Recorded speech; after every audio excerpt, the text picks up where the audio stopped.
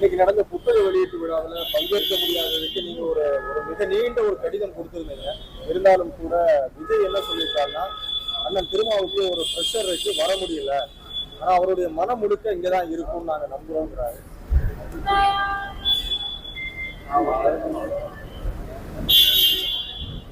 புரட்சியாளர் அம்பேத்கர் அவர்களின் நினைவு நாளான இன்று எல்லோருக்குமான தலைவர் அம்பேத்கர் என்கிற நூல் விகடன் பதிப்பகத்தாரால் வெளியிடப்பட்டிருக்கிறது. அந்த நூலை தமிழக வெற்றி கழகத்தின் தலைவர் திரு விஜய் அவர்கள் வெளியிட்டு புரட்சியாளர் அம்பேத்கர் அவர்களை பற்றி பேசியிருப்பது அம்பேத்கரின் கொள்கைகளை பின்பற்றக்கூடியவன் என்கிற முறையில எனக்கும் என்னை போன்றவர்களுக்கும் மகிழ்ச்சி அளிக்கக்கூடிய ஒன்று. புரட்சியாளர் அம்பேத்கர் அவர்கள் அனைவருக்குமானவர் என்று சொல்ல வேண்டிய ஒரு சூழல் தான் இன்றும் இந்த மண்ணில் நிலவுகிறது. அதனை இன்றைக்கு விஜய் அவர்கள் சுட்டிக்காட்டி பேசியிருப்பது பெருமை அளிக்கிறது. ஆனால் இந்த விழாவிலே நான் பங்கேற்க இயலாமல் போனதற்கு அவர் சொல்லுவதைப் போல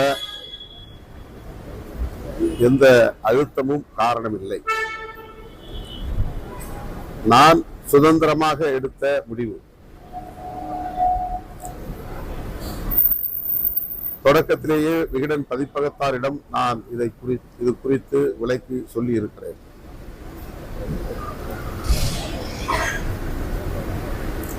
திரு விஜய் அவர்களும் நானும் ஒரே மேடையில் நூல் வெளியீட்டு விழாவிலே பங்கேற்கிற சூழல் எழுந்தால்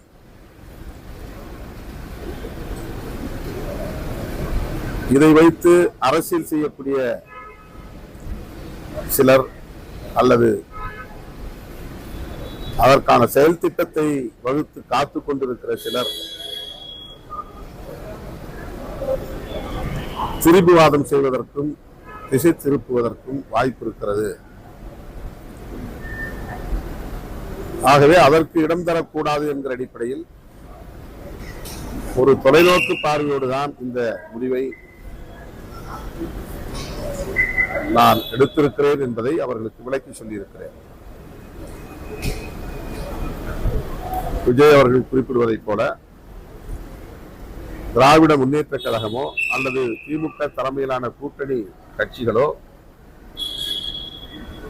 எந்த அழுத்தமும் தரவில்லை. அவ்வாறு அழுத்தத்திற்கு பணிந்து இணங்கி முடிவெடுக்க இயலாமல் தேங்கி நிற்கிற நிலையில்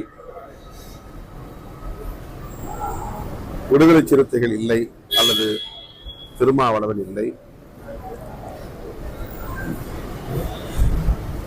அந்த அளவுக்கு நானோ விடுதலை சிறுத்தைகள் கட்சியோ பலவீனமாகவும் இல்லை. சார், அதே போல பாத்தீங்கன்னா சீமான் என்னன்னா கலைஞர் நாளை வெளியீட்டு விழாவுக்கு முரண்பாடாக இருக்கக்கூடிய ராஜ்நாத் சிங் அவர்கள் அழைக்கும் போது இந்த முரண்பாடுகள் இருக்குது. ஆனால் விஜயோட ஒரே மேடையில் இருக்கும்போது அரசியலுக்கு முரண்பாடுகள் வர மாதிரி இருக்கு. ஸோ அதனால திமுகவின் அழுத்தத்தால் தான் திருமாவளவன் அவர்கள் இந்த நிகழ்ச்சிகளை கலந்துட்டு மறுத்துக்கிட்டாங்க. அழுத்தமா இன்னைக்கு தமிழிசை சவுந்தரராஜன் அதை பற்றி சொல்லியிருக்காங்க. அதாவது ராஜ்நாத் சிங் அவர்களும் தமிழக முதல்வர் அவர்களும் ஒரே மேடையில் நின்றபோது, கலைஞர் நாணயத்தை வெளியிட்ட போது, அதற்கு முன்னதாக எந்த ஊடகமும் சந்தேகத்தை எழுப்பவில்லை, அரசியல் சாயம் பூசவில்லை. திமுக பாஜகவோடு கூட்டணி வைக்கப் போகிறது, அது பாஜக திமுகவோடு சேரப்போகிறது என்று யாரும் தலைப்புச் செய்தி போடவில்லை. அதிகாரபூர்வமாக அறிவிக்கப்படாத நிலையிலேயே ஆனந்த விகடன் அச்சிடுவதற்கு முன்னாலேயே ஒரு நாளேடு இதை தலைப்பு செய்தியாக்கியது. அங்கிருந்துதான் இந்த சர்ச்சைக்கான புள்ளி தொடங்குகிறது. ஒரே மேடையில் திருமாவளவனும் விஜய் அவர்களும் நிற்கக்கூடாது என்று கருதியவர்கள், அல்லது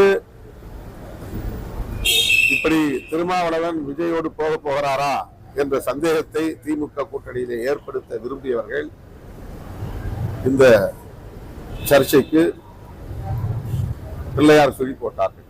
அதிலிருந்து தொடர்ச்சியாக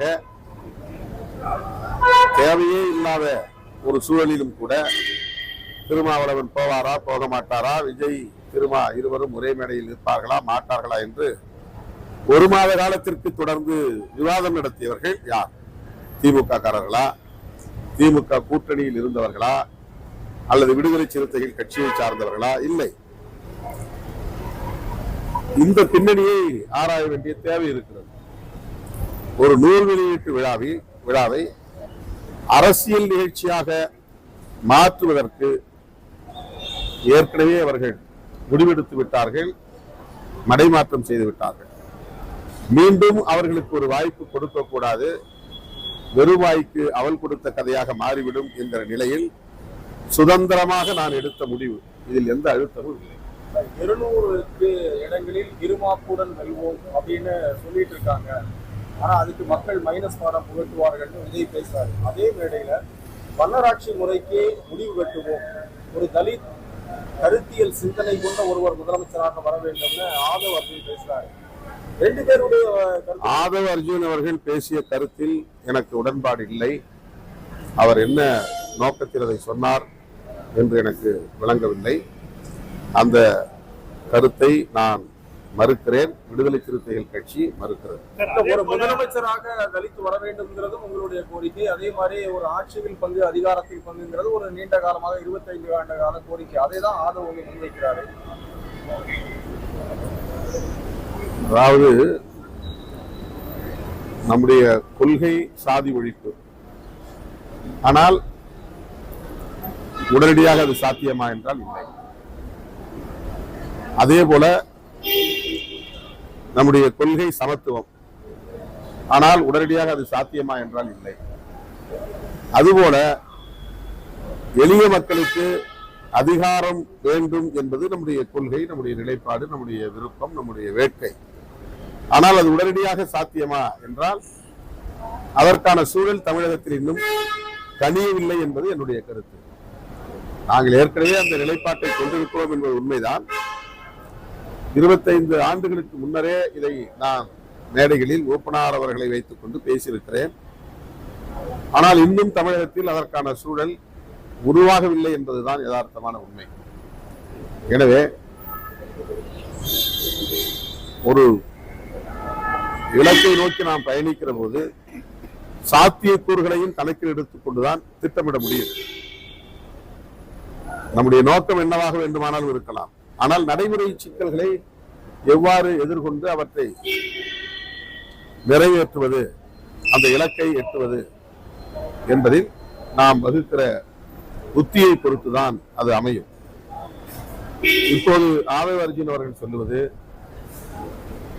நாங்கள் சொல்லுகிற அதே, அதாவது விடுதலை சிறுத்தையில் தொடக்க காலத்தில் சொல்லுகிற அதே கருத்துதான் என்றாலும் கூட இன்றைய சூழலில் அது பொருத்தமில்லாதது என்பதை ஏற்கனவே நான் பதிவு செய்கிறேன். ஆதவ் அர்ஜுன் மீது நடவடிக்கை எடுக்கப்படும் கடந்த முறையே சொல்லியிருந்தீங்க. ஆனா இந்த முறையும் அது மாதிரியான நடவடிக்கையோ விளக்கம் கேட்கப்படுமா, இல்ல உறுதியான நடவடிக்கை? கட்டாயமாக உயர்நிலைக் குழுவில் ஏற்கனவே நாங்கள் விவாதித்தபடி அவருக்கு விளக்கம் கேட்டு நாங்கள் நோட்டீஸ் அனுப்புவோம். அவர் கட்சியில் முக்கியமான ஒரு பொறுப்பில் இருக்கிறார். ஒரு முன்னணி பொறுப்பு, அது துணை பொதுச் செயலாளர் என்பது. எடுத்தேன் கவித்தேன் என்று ஒரு நிலைப்பாட்டை நாம் இதுவரையில் யார் மீதும் எடுத்ததில்லை. ஆகவே கட்சியின் முன்னணி தோழர்களோடு கலந்து பேசி கட்சியின் கட்டுப்பாட்டை கேள்விக்குள்ளாக்கக்கூடிய வகையில் ஆதவ் அவர்கள் பேசி வருகிறார் என்கிற ஒரு நிலையில் உயர்நிலைக் குழுவிட ஏற்கனவே நாங்கள் விவாதித்தபடி அறிக்கை அனுப்புவோம். விளக்கம் திருமாவளவன் இந்த நிகழ்ச்சிக்கு வராவிட்டாலும் கூட அவருடைய மனசு முழுக்க இங்கதான் இருக்கும்னு விஜய் பேசியிருக்காரு. உங்க மனசு அங்கதான் இருந்ததா? அவருடைய மனசு மேடையில் இல்லை, என்னை நோக்கியே இருந்திருக்கிறது என்று மட்டும் என்னால் புரிந்து கொள்ள முடிகிறது. அவர் அங்கே இருந்தாலும் நான் எங்கே இருக்கிறேன் என்று அவர் எண்ணிக்கொண்டே இருந்திருக்கிறார். அந்த நிகழ்ச்சியில் நான் கலந்து கொள்ளவில்லை என்பது அவருக்கு வருத்தம், ஒரு ஆதங்கம். அதனால் அவர் அவ்வாறு சொல்லியிருக்கிறார்.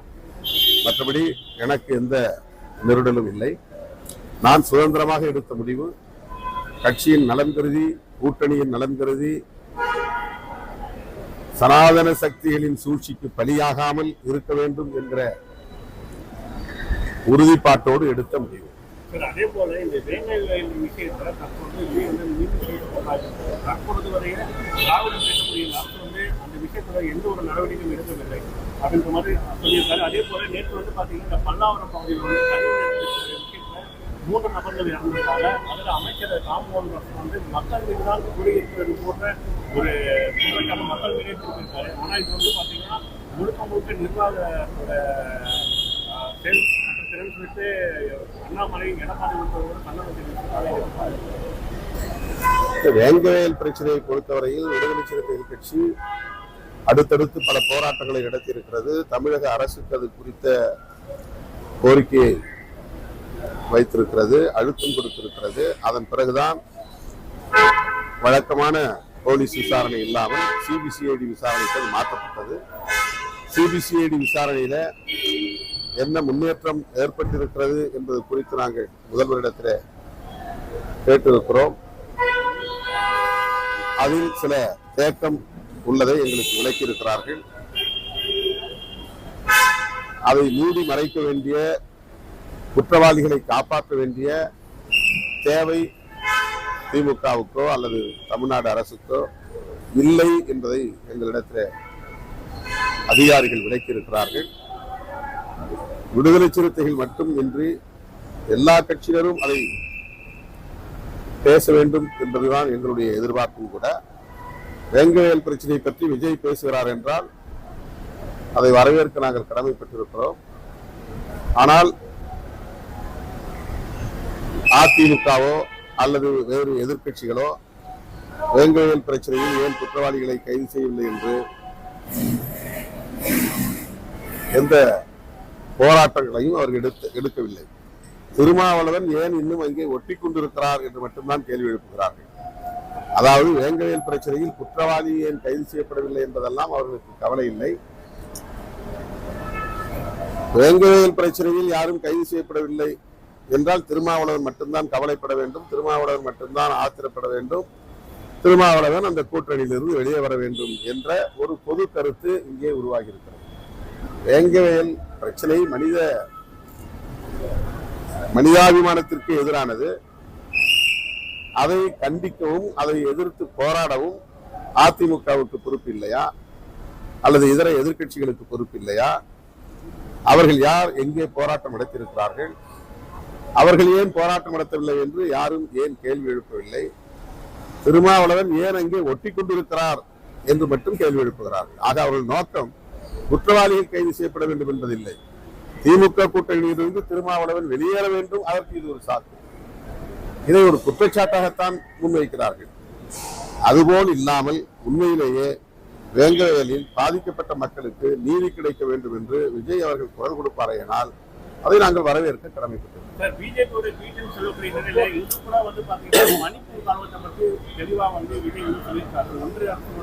செயல்பாடுகள் எப்படி இருக்குங்கிறது எடுத்துக்காட்டுதான் மணிப்பூரோட தலைவர்களும் கேட்டிருக்காரு.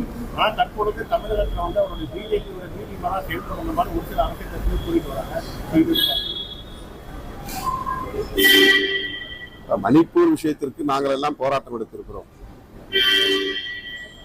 விமர்சிப்பவர்கள் எத்தனை பேர் மணிப்பூர் பிரச்சனைக்காக போராடி இருக்கிறார்கள்? இந்திய ஒன்றிய அரசு மணிப்பூர் பிரச்சனையில் எவ்வளவு மெத்தனமாக இருக்கிறது என்பது எல்லோருக்கும் தெரியும்.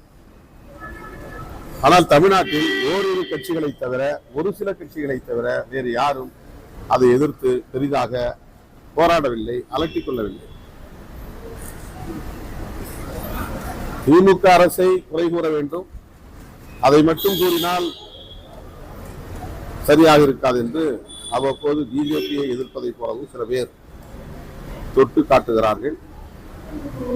உள்ளபடியே மணிப்பூர் விஷயத்தில் விஜய் அவர்களுக்கு அக்கறை இருக்குமேயானால் இந்திய ஒன்றிய அரசை கண்டித்து தமிழக வெற்றிக் கழகத்தின் சார்பிலே ஆர்ப்பாட்டம் நடத்த வேண்டும், அழுத்தம் கொடுக்க வேண்டும், பிரதமரை சந்தித்து முறையிட வேண்டும். இது என்னுடைய வேண்டுகோள். இன்னைக்கு நடந்த புத்தக வெளியீட்டு விழாவில் பங்கேற்க முடியாததுக்கு நீங்க ஒரு மிக நீண்ட ஒரு கடிதம் கொடுத்திருந்தீங்க. இருந்தாலும் கூட விஜய் என்ன சொல்லியிருக்காருன்னா, அண்ணன் திருமாவுக்கு ஒரு ப்ரெஷர் வச்சு வர முடியல, ஆனா அவருடைய மனம் முழுக்க இங்கதான் இருக்கும்னு நாங்க நம்புறோம்ன்றாரு.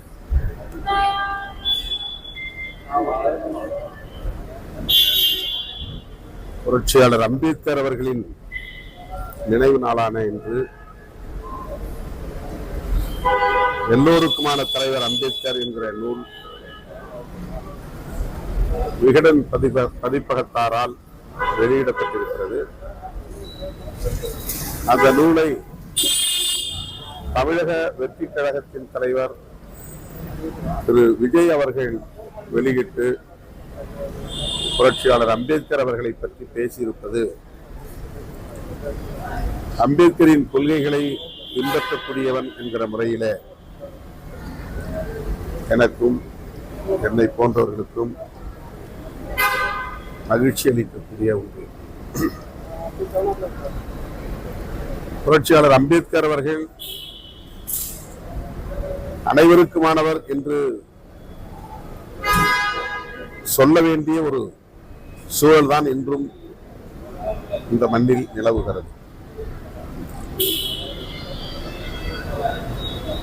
அதனை இன்றைக்கு விஜய் அவர்கள் சுட்டிக்காட்டி பேசியிருப்பது பெருமை அளிக்கிறது. ஆனால் இந்த விழாவிலே நான் பங்கேற்க இயலாமல் போனதற்கு அவர் சொல்லுவதைப் போல எந்த அழுத்தமும் காரணமில்லை. நான் சுதந்திரமாக எடுத்த முடிவு.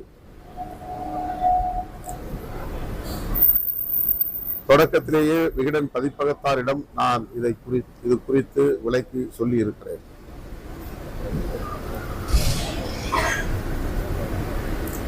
திரு விஜய் அவர்களும் நானும் ஒரே மேடையில் நூல் வெளியீட்டு விழாவிலே பங்கேற்கிற சூழல் எழுந்தால்